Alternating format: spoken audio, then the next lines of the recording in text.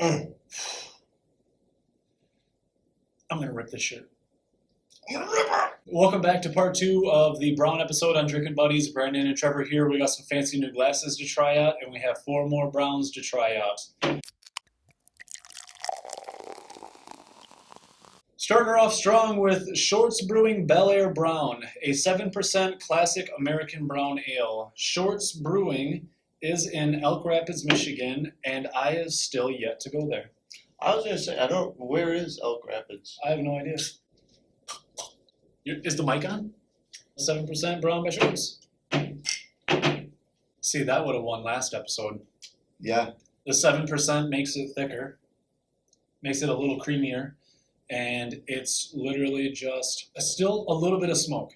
I can still taste a little smoke. Yeah, it's very light bodied, and the flavors, I don't want to say watered down because it doesn't seem watered down, but it's like mellow. You said it's easy drinking, and it is easy drinking because you can definitely see through it, but it is the creamiest one, I think, that we've had. All the other ones, like the carbonation comes through, this kind of just like slides down real nice and easy. I'm going to cut that out because that sounded kind of sexual. Smoky, nutty, chocolatey, creamy body. I cannot tell that it's 7%. I guess not as complex. You can more taste each flavor. Yeah. And they're not all crumbled together. Yeah. Yeah. You get what I mean? Mm-hmm. Yeah. And it goes down smooth. Oh, yeah. You cannot tell 7%. I'm at a 4.3 with it. Ooh. I think this beats every one that we had last episode. Well, do you want to meet me at a 4.4 then? Not overly hoppy. Not even medium hoppy. I can't even tell. Well, I can't even tell there's hops. Right. There's hops in here? Yeah. So? 4.4? 4.4. 4.4. Second beer, Ludington Bay's James Street Brown Ale. Where's that? This is in Ludington, Michigan. 5.2% American Brown Ale. Ludington Bay's James Street Brown. Do you get that stabbing? I get the stabbing, yeah. It's definitely, yeah, like I get the smoothness now more of the Shorts brew. Yeah. This has more of the tea taste to it. Mm-hmm. Sweet tea. For a 5% beer, this tastes sweet as hell. Like, oh, yeah. Like the last one was creamy. This is just like a sweet. Like my lips are sticky. Mm-hmm. Yeah. Is that high fructose? All right. A little bit of that tea flavor, some caramel flavor, some hop sharpness going on, and then it ends in just a sugar, dude. Yeah. I know that sounds weird, and it's not sugar. I know it's just like a whole bunch of malt, but I mean, so I guess it is sugar. It literally tastes way too sweet for me. It's sweet, but it's got like a straight sugar flavor. Yeah. And I don't like sugar. I'm not a big candy guy, and I'd be surprised if I'd finish this. This is weird to go back-to-back weeks because like now I'm trying to compare these not only with this week's but with last week's. I almost can't tell it's a brown. I just get like some hop bitterness and a lot of sugar and some tea flavor. Yeah. I'm probably at a 3 with it. I'll meet your 3. Meet me at where I'm at. I'm gonna meet you. Okay. Can't have a brown episode without Bel's Best Brown.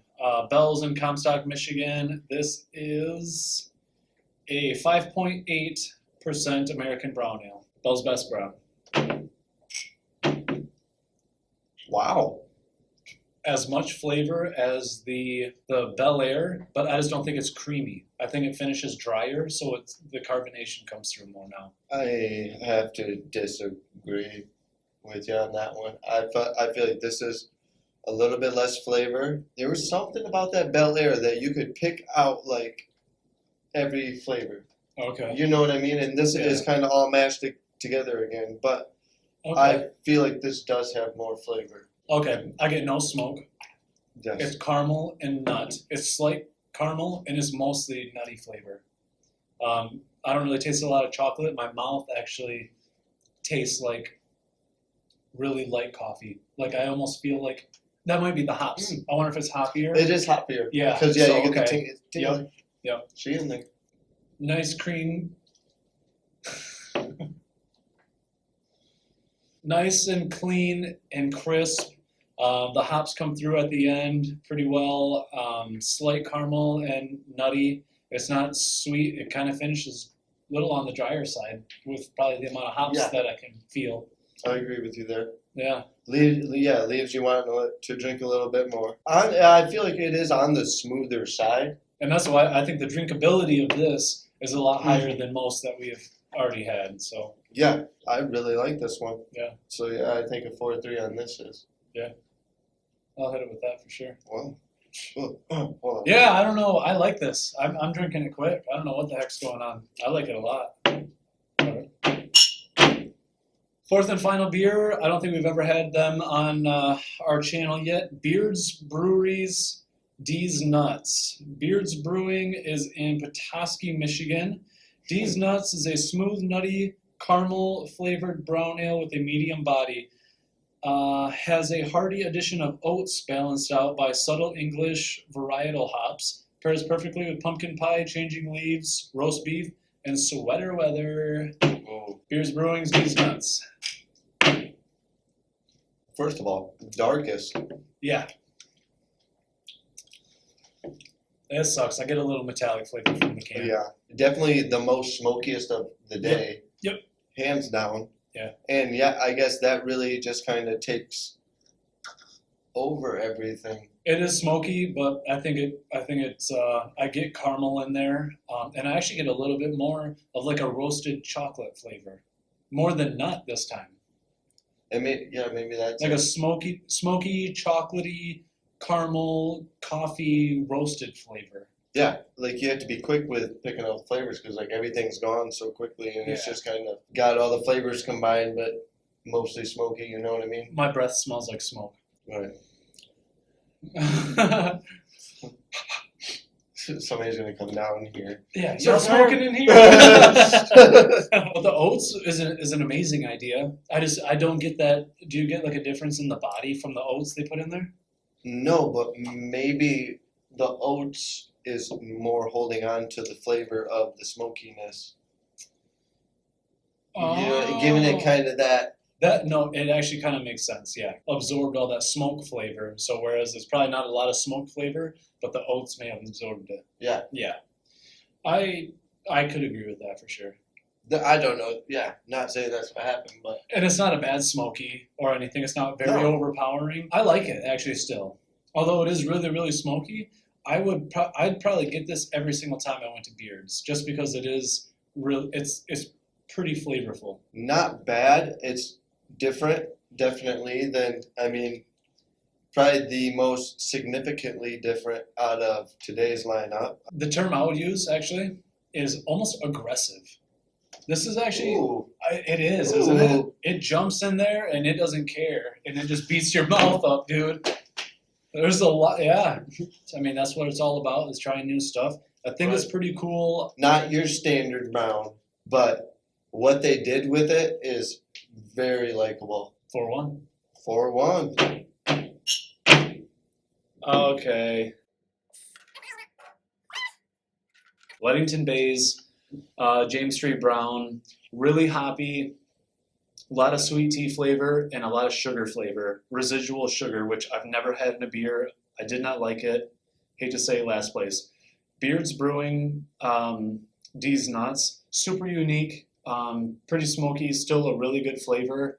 With the oats in there, I mean, the body was really nice. It was really, really unique. Although it is in third place, it's still really high up there. That's only because Bellaire Brown was really smooth, caramely, nutty, not super hoppy, so it was like creamy and smooth to drink.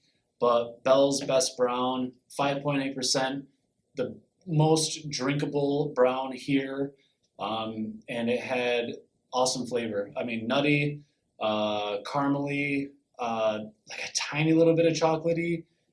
Actually, no chocolate, but then a little bit of that toasty malt. And I mean, 5.8%. It went down really, really quick. Well, yeah, Ludington Bay, James Street Brown, is good. Had good flavor, but yet just too sweet. The Beards Brewing, they came in strong with us, and for the first beer that we've tried from them, I mean, I like what they did there with their take on a brown. Bell's, I want it to be up at the front because the flavor was there. It was just This is probably the hardest to choose between the Bel Air and the Bells. yeah. The bells it was caramely and just all the grain flavor that you want out of a brown. But I got to give it to the shorts. For me, that was the best beer of the day for sure. Not too far off.